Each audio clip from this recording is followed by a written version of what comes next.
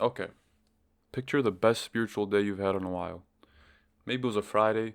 You actually made it to Jummah early for once. You got a spot that wasn't the hallway. The khutbah was amazing. You prayed like you meant it. You walked out and the air felt different. You felt clean, light, like something had finally clicked, and this was the version of you that was going to stick. And then that same night, you fell. Not a week later, not when things got hard, that very same night. Hours after feeling closer to Allah than you had in months. And the part that messes with your head isn't even the slip, it's the question: how? How does somebody go from that to this in the same day? And yeah, we need to talk about that because thankfully it's not random and it's not just you, and it's definitely not what you think it is. Here's what I'll tell you up front so you don't have to wait for it. That crash after a spiritual high is one of the most predictable things in the entire recovery world. As a mechanism, it happens for reasons, and once you can see the reasons, the whole thing stops feeling like proof that you're a fraud. I'm going to walk you through four of them. None of them are you didn't pray hard enough.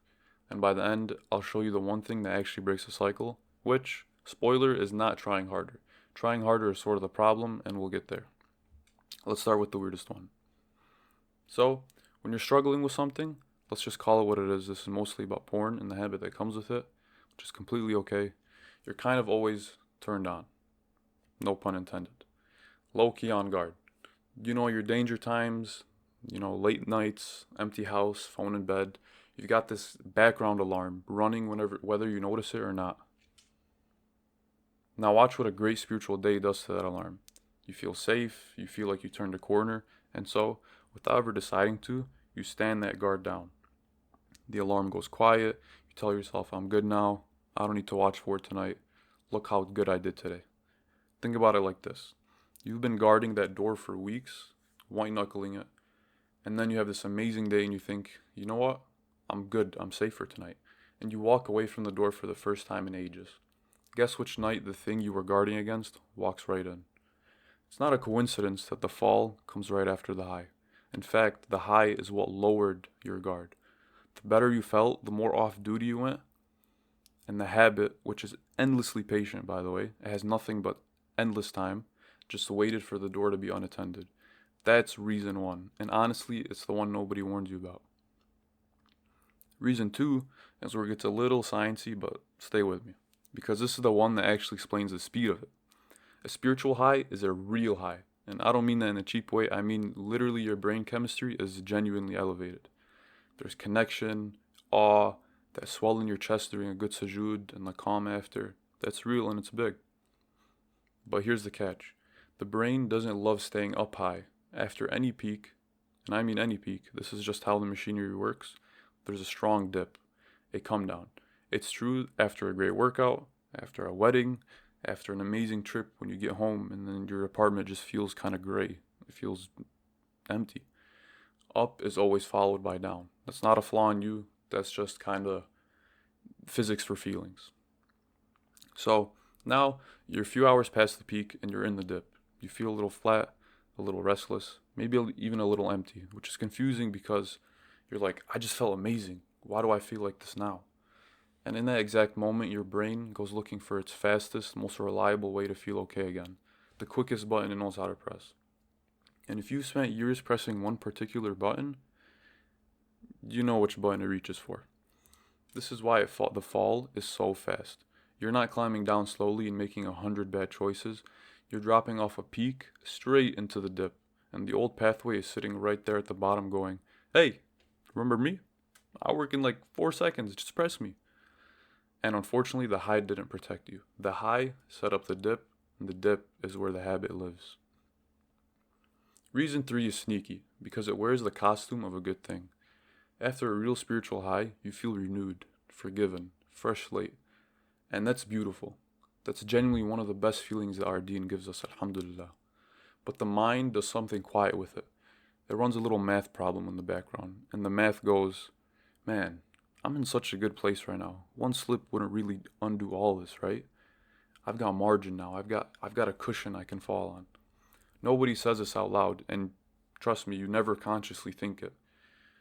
I'm so spiritual right now. I've earned a relapse. That's insane when you say it like that. But it doesn't show up as a sentence. It shows up as a feeling, a loosening, a little, I'm fine. The renewal that was supposed to protect you quietly lowers the stakes. Feeling far from the edge is exactly when people wander back toward it, because the edge doesn't feel dangerous anymore. We do this with everything, by the way. It's the guy who finally cleans his entire room and then thinks, I've earned a little mess. Or it's day 3 of the diet, you feel amazing, and then you tell yourself, one bite won't hurt. It's the same exact wiring. After a high, there's a low. But the thing is, we just don't expect it to show up here, with this scenario. Right after the most sincere we felt all month, the most religious we felt. And now, reason 4. This is the big one. This is the one that turns a slip into a spiral. And I want to make it clear.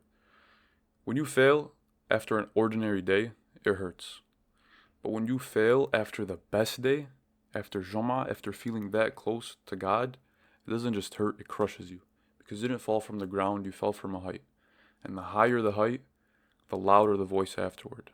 The voice telling you, you're a hypocrite, you felt all that and you still did this? Who do you think you're fooling? This is who you actually are.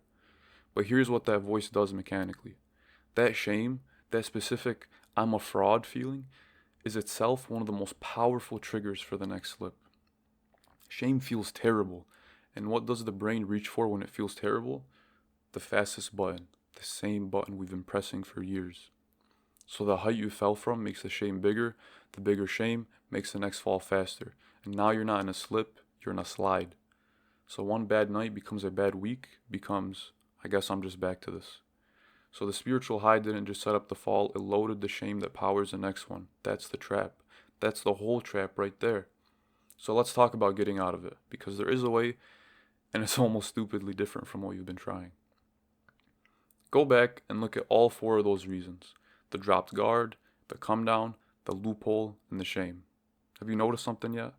Not one of them is, you're a bad Muslim. Every single one is a pattern.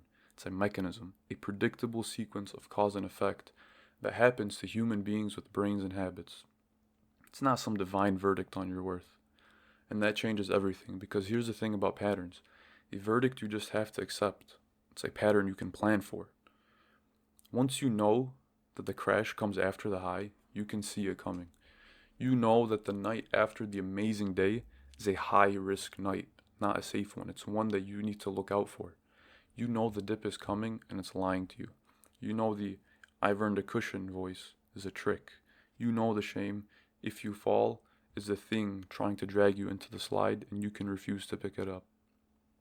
Because here's the truth the shame doesn't want you to hear. The height you fell from is not evidence against you, it's evidence for you. It's proof you can stand up there. You were just there. The door back is always open. It was never not open. And one slip, even a brutal one, even right after the best day, it's just a setback. Believe me, it's not the end of the story. You begin again. That's the entirety of our deen, the beauty of it. You just begin again, and you try again, and you were rewarded for it. So practically, what do you actually do with this? You stop treating the good day as a finish line and start treating the night after it as the real test. You have to plan and be aware of the dip before you're in it, because nobody makes good decisions mid-craving. You get a couple of people who actually know what you're fighting, so the shame has nowhere to hide. Shame basically dies in the open and it thrives in secret. And I'll be honest with you, I wish I'd understood all this years earlier. It would have saved me a lot of nights I'm not proud of and a lot of mornings that were much worse.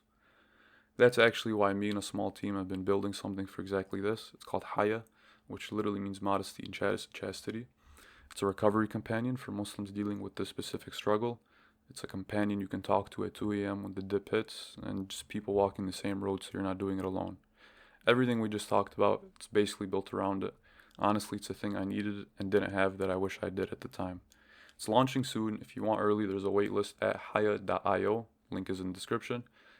And if you just want people who get it right now, we also have a Discord group. Brothers and sisters are welcome to join.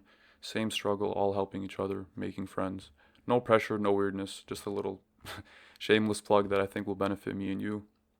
That link's on the site too, and also down in the bio below. I just want to end the video with this.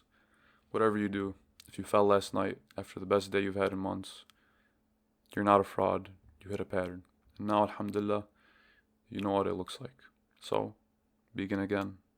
Today's day one. Jazakallah.